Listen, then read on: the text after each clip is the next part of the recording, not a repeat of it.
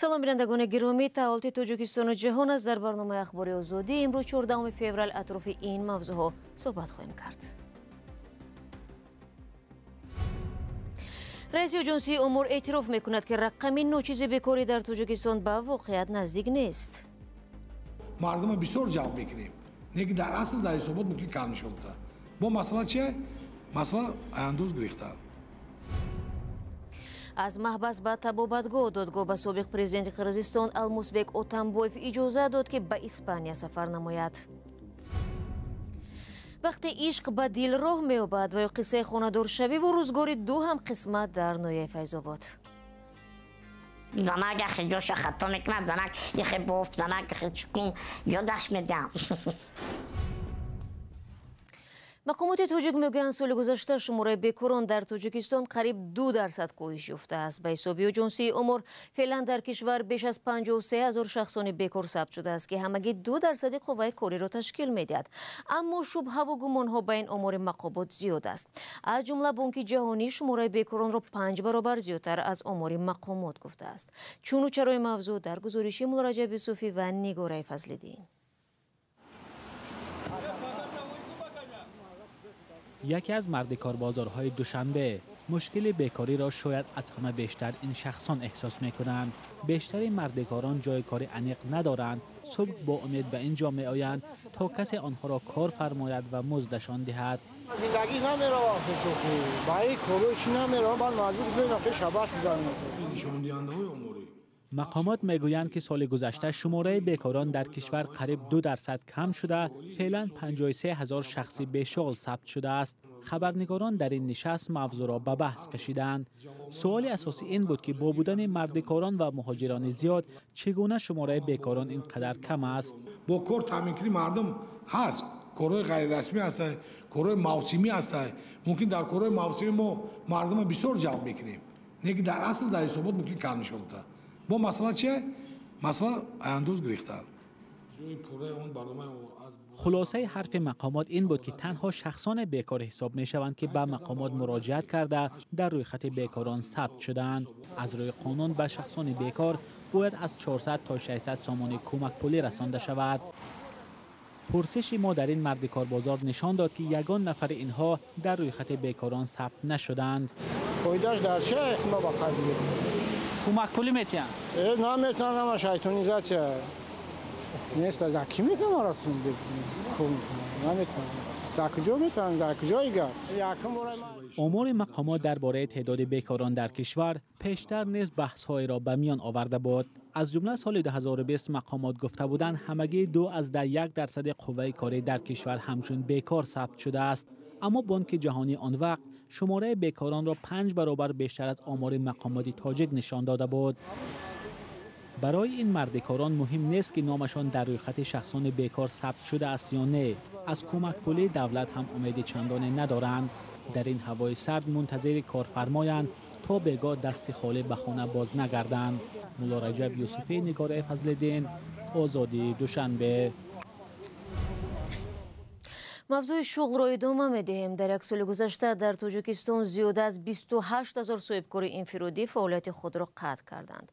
намояндагони Кумитаи давлатии сармоягузорӣ вазъро ба надонистани қонунгузорӣ ва надоштани маърифати молиявӣ пайванд медиҳанд.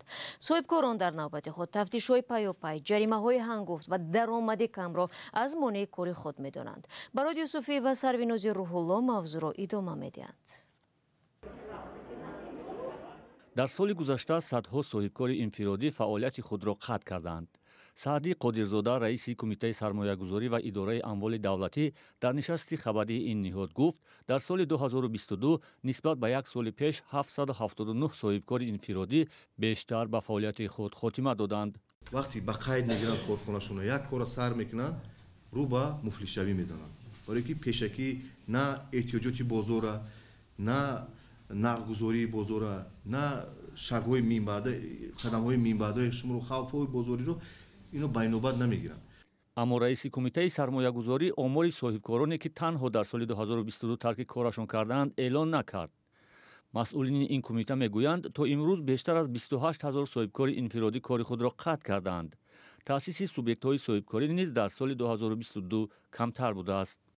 نسبت به حالت یکم اول سال 2022 35398 یعنی که تأسیس یابی این سال نسبت به سالی گذشته 5000 عدد کمتر می باشد. масъулини кумитаи сармоягузорӣ мегӯянд дар пайи эълони моратория дар кишвар ҳоло санҷиши соҳибкорон аз 27 ба 23 адад кам шудааст. вале соҳибкорон мегӯянд сабаби аслии қатъи фаъолияти онҳо санҷишҳои зиёди мақомот аст. як соҳибкор дар шаҳри Кӯлоб мегӯяд баъд аз 15 соли фаъолият бо айби фармоишгарон аз ҷумла идораҳои давлатӣ маҷбур аст корхонаи сафосозиашро барҳам бидиҳад. исмоил идрисов иддао дорад ки ҳукумати маҳаллӣ аз ӯ даҳҳо ҳазор сомонӣ қарздор аст. идораи молияи шаҳр рад мекунад. ҳамун давраи баромда мақсад дарвозаи пеш дарвозаи Кӯлоба соз кардан ҳамун одам аймо қарздор шида дигар ҳамин ҳукумат сумона наду чанд ҷода мақсад муроҷиат ки прокуратурада гуфтан мебинем мақсад дигар ина мақсад ӯ тирма шид мақсад мондак дигар. ҳоло дар кишвар бештар аз 340 000 нафар ба фаъолияти соҳибкорӣ машғуланд. мақомот мегӯянд қисме аз ин афрод бо воситаи шаҳодатномаи соҳибкорӣ ва патент кор мекунанд ва боқимондаашон раҳбарони хоҷагиҳои деҳқонӣ ҳастанд. шумо барномаи ахбори радиои озодиро тамошо доред. дирӯз додгоҳи олии қирғизистон ба собиқ президенти ин кишвар Алмузбек Отамбоев иҷоза дод ки аз зиндон озод шуда барои табобат ба хориҷа равад. мурофиа пӯшида ҷараён гирифт ва парвандаи Отамбоев ба бозбинӣ фиристода шуд. дар қарори додгоҳ гуфта мешавад ки аризаи вакилони дифои собиқ президент дар бораи ин ки дар робита бо парвандаи Отамбоев ваҷҳои наве ошкор гардидааст ба инобат гирифта шуд. ҳамчунон таъкид шудааст ки қарорҳои додгоҳи олӣ аз соли 2021 ва соли 2022 дар нисбати Отамбоев бекор гардиданд. ҷузъиёти ин хабарро ҳамкорам Хиромон Бақозода пайгирӣ кард ва ҳоло бо мо дар студия аст. дуруд бар шумо. охирин тафсилот дар ин бора чи аст?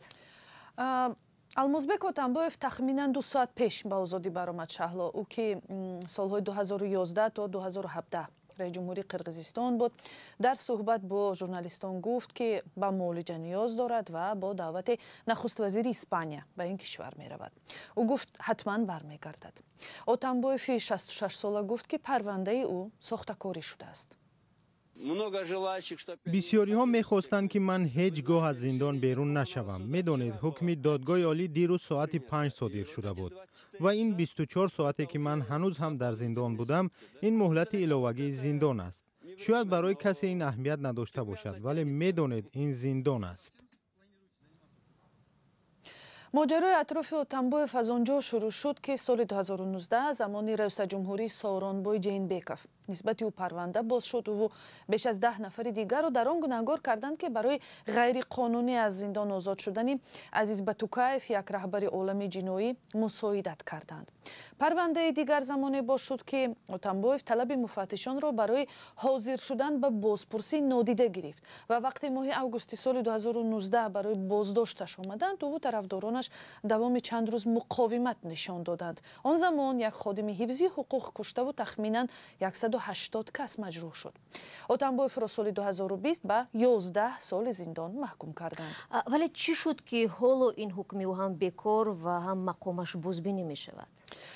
шаҳло мо пеш аз ҳамин барнома бо чанд таҳлилгар ҳам суҳбат кардаем. назарҳо яксон нестанд, вале аксар ҳамсуҳбатони мо бовар доранд ки чунин қарор бидуни дахолати шахсии президент Содир Ҷабборов наметавонист содир шавад.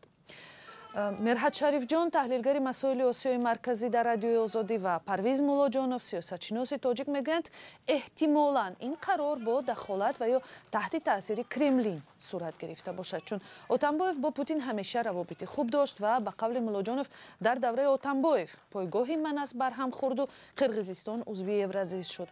таҳлилгари дигар Абдумалик Қодиров қарори президенти Қирғизистонро ки аз он бӯи раҳму шафқат меояд, як имиҷсозии Ҷабборов меномад. ҷабборов бисёр кӯшиш карда истодад ки дар назари мардум имиҷи худаш ҳамчун як ҳомии мардуми қавми қирғиз, ҳамчун як нафаре ки барои рушди кишвар ҷонфидоӣ мекунад нишон дода истодааст ва гумон мекунанд ки бо ҳамин иқдоми худ бо сабукӣ додан ба атамбоев вай ҷонибдорони атамбоевро ба тарафи худ моил гардондани ҳаст ва мавқеи худашро дар сиёсати имрӯзаи Қирғизистон ба қувват кардани ҳаст. ва ёдовар мешавем ки Атамбоев дар таърихи 20 соли охири Қирғизистон баъди аз Кароқоев ва Қурмонбек Боқиев сеюмин президенти собиқ аст ки кишварро тарк мекунад. ташаккур. бинандагони азиз, Хиромон Бахозода буд бо охирин хабару назарҳо дар бораи ба озодӣ баромадани собиқ президенти Қирғизистон Алмазбек Атамбоев.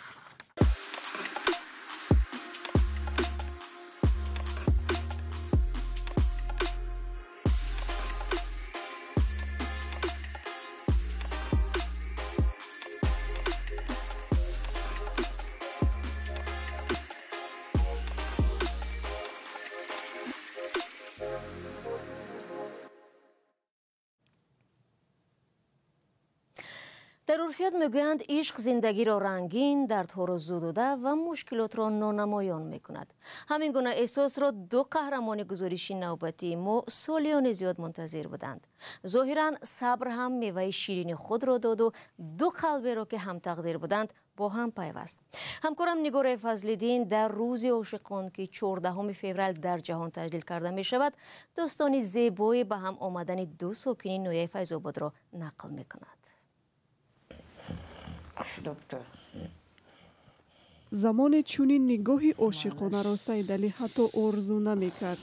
ба ҳар духтаре ки хостгор мефиристод ҷавоби немегирифт. мегуфтанд қадаш паст аст, хона надорад, чизе надорад. ҳатто духтарони монанд ба худашро ҳам намедоданд. духтараш инвалид аст, падараш ки та хона дар накунӣ, дар номи духтари ман накунӣ, душам медод. ман намедиҳам туро. дигар барояш умеде намонда буд. рӯзе бо заруратӣ аз Файзобод ба Хуҷанд рафт ва ошиқ шуд. ишқе бе умеди висол. санаторида оддих куним будум, ман барои оилачавӣ нарафта будум. Ки вай хай амаш хити хеста омад. Охирӣ кардем санаторида. Хай маъқул кард, ну маъқул карда чи намар ҳама маъқул накард, ман чи надорам. Миги хай иш кас незад, маме падар модар ки хонаи шумо хостгорӣ биёяд. ҳама хел гуфтам. Майла гуфт, фақат гирифта амаш оварда сувориш кард, та овардам хонада маърака кардам, туи чӣ кардам. Мусаллам Ҷураева духтари калони як хонаводаи бузург буд. вай мегӯяд ҳама хоҳару бародаронашро ҳамроҳи модараш калон ва хонадор кард ва ҳамеша умед дошт ки рӯзе хостгорӣ дари хонаашонро мекӯбад. аммо намедонист ки ин Саидалӣ хоҳад буд. барои мардакам дили чӣ сторам гарм шуд. ҳис кардам ки одами баворӣ ошиқ шудам, дӯст доштам. ки дилам розӣ шуд ки қати омадем. ишқ 6 сол пеш замоне ба дили онҳо омад ки Саидалӣ 46 ва Мусаллам 44 сола мешуданд. ҳоло зиндагиро якҷоя пеш мебаранд. онҳо 300 сомонӣ нафақаи маъюбӣ мегиранд ва рӯзияшонро аз ҳунари худ меёбанд. бофандагиро Мусаллам аз Саидалӣ омӯхтааст. мебофам, холам ёд медиҳам ки занак яхе ҷоша хато мекунад, занак яхе боф, занак яхе чукун, ёдаш медиҳам. онҳо мегӯянд ошиқи ҳамдигаранд ва агар худо барояшон як фарзанд медод, хушбахттарин инсонҳои рӯи замин мебуданд. ва соли гузашта Тоҷикистон ба ҷазираҳои Вирҷиния дар ҳаҷми беш аз $16 миллион маҳсулот содир кардааст. ҷазираҳои Вирҷиния як минтақаи офшорӣ аст ки баъзе аз ширкатҳои тоҷикистонӣ аз қабили IRS дар он ҷо сабти ном шуданд. аз Тоҷикистон ба ҷазираҳои Вирҷиния асосан маҳсулоти кишоварзӣ ва коркарди саноатӣ содир шудааст. дар ин бора тафсилот дар вебсайти мо. бинандагони азиз, 15 дақиқа ки дар ихтиёр доштем ба поён расид, вале хабару гузоришҳои навро тавре ҳам гуфтам метавонед пайваста сомонаи радиои Озодӣ ва саҳифаҳои мо дар Facebook, Instagram, Twitter, Telegram ва TikTok-у Одноклассники пайгирӣ кунед. фардо шуморо дар барномаҳо мунтазирем. худо нигаҳдор ва худро эҳтиёт кунед.